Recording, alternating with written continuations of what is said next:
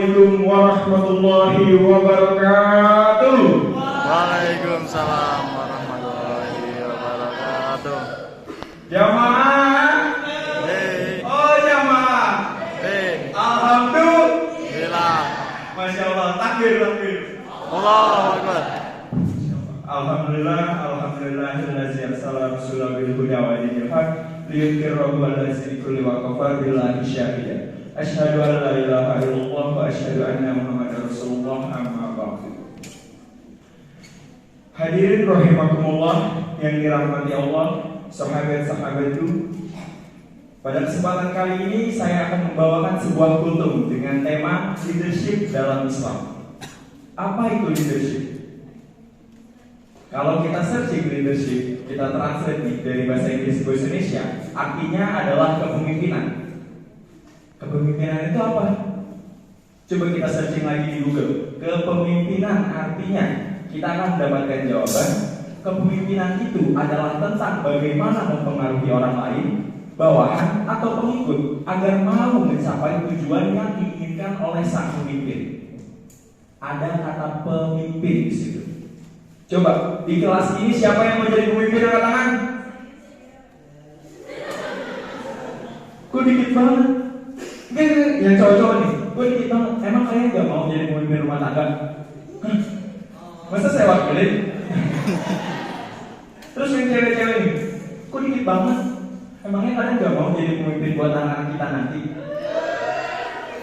Maksudnya anak-anak kalian, karena kan nanti kalau suami kalian kerja, yang jadi pemimpin buat anak-anak kalian di rumah, ya kalian.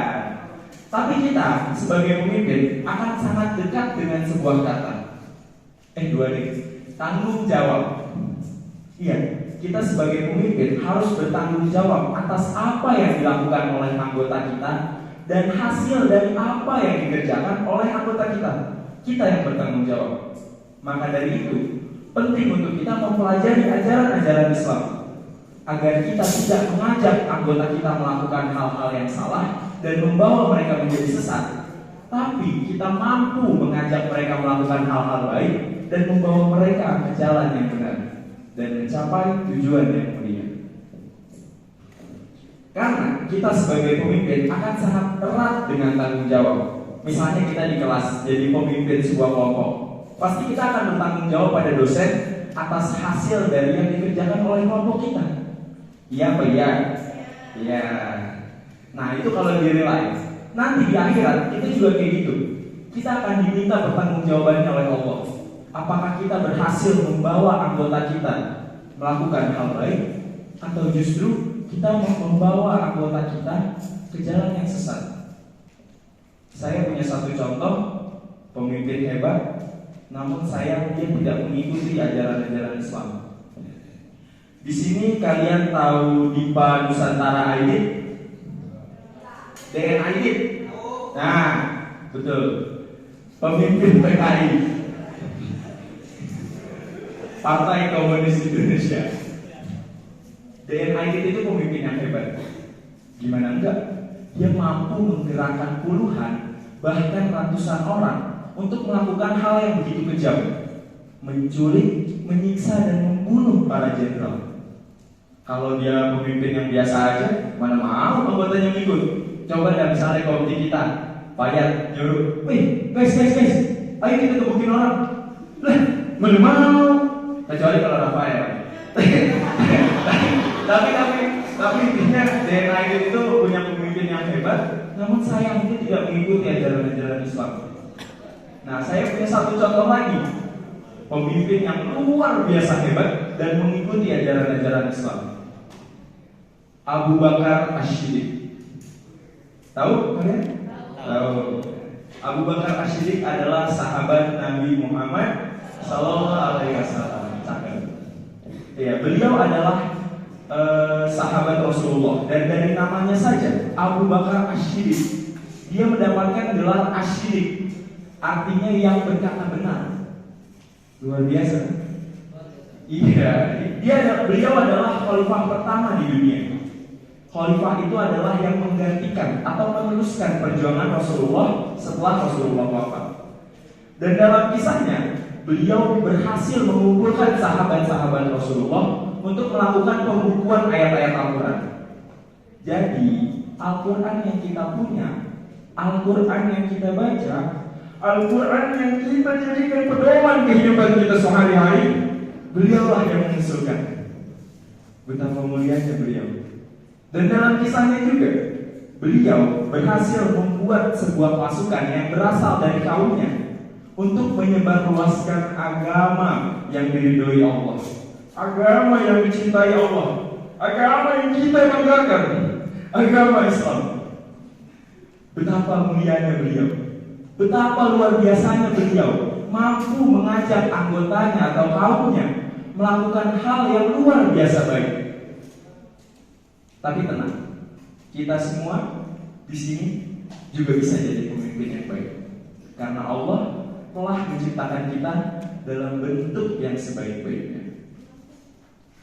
Laqad khalaqnal insana fi ahsani taqwim.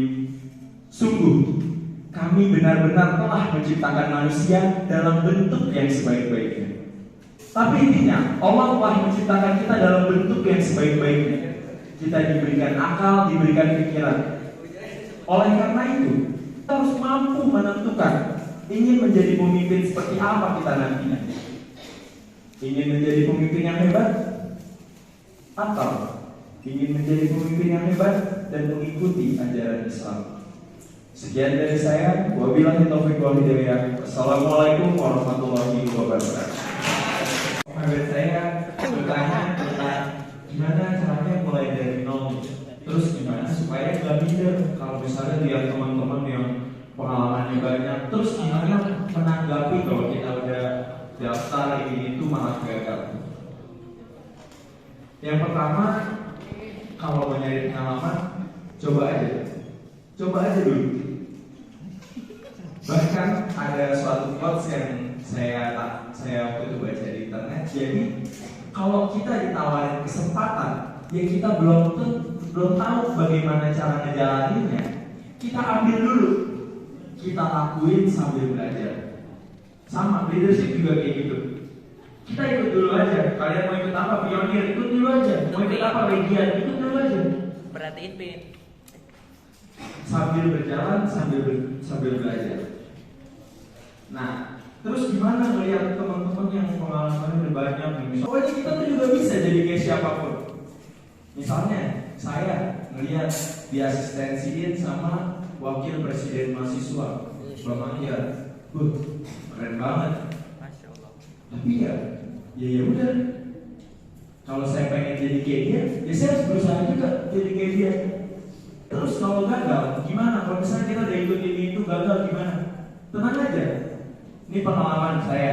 Saya ikut sekolah Formawa, ikut macam-macam. Saya DBD. Exe. Salam dari wakil. Tapi intinya banyak yang saya udah coba dan saya juga gagal. Saya nggak dapet, saya nggak menang. Bahkan berkas saja nggak lolos. Aduh. Pokoknya banyak, tapi tenang aja. Ini juga tips buat kalian. Ini saya dapat dari mama saya langsung.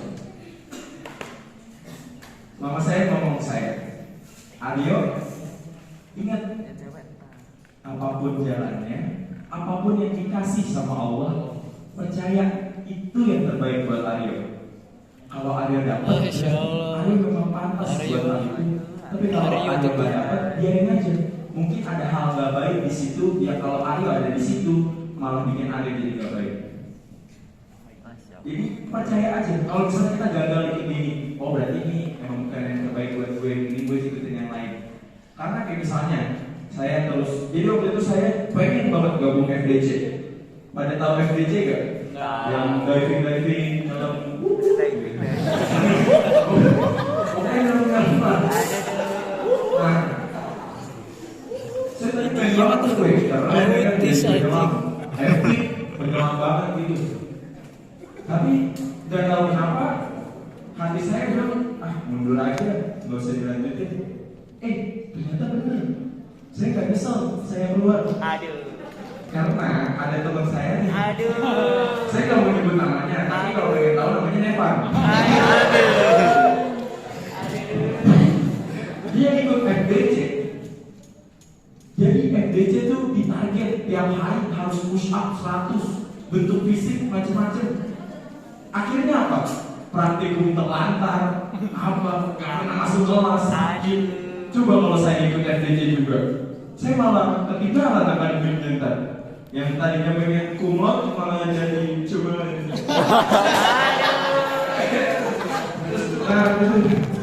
Benar aja. Sekarang session 2 baru. Saya juga waktu itu ikut UKMX. Saya rasa suara saya suara emas, saya kan nyanyi apa aja bisa. Tapi terus saya ngeband lagi, mau nyanyi sama teman-teman, udah nyewa studio, di taman studio, nyanyi set, ngeband tuh musiknya udah enak, dreng. Terus saya disuruh nyanyi lagu ini Kangen, tahu kan Kangen? Ku terima surat. Mau Tuhan. Tahu deh, mas ayo mas nyanyi mas, dreng. Ku terima surat dari C mas dari C. Ku terima dari C, nadanya dari C. Emang suara ada nadanya? Lu kagak tahu mas. Ya gimana ya? Saya pikir pak nyanyi tinggal nyanyi aja. Ternyata suara ada nadanya juga. Nah tapi itu akhirnya saya mengurutkan niat saya. Karena saya takutnya kalau saya tetap di Max nanti malah kaget. Kok bisa masuk Max suaranya begini? Nah jadi lebih baik saya mundur. Jadi ada kalanya kalau kita nggak ada di situ, memang itu yang terbaik buat kita. Dan tapi percaya kalau kita dapat, itu juga yang terbaik buat kita. Sekian dari saya, wabillahi taufiq wal hidayah.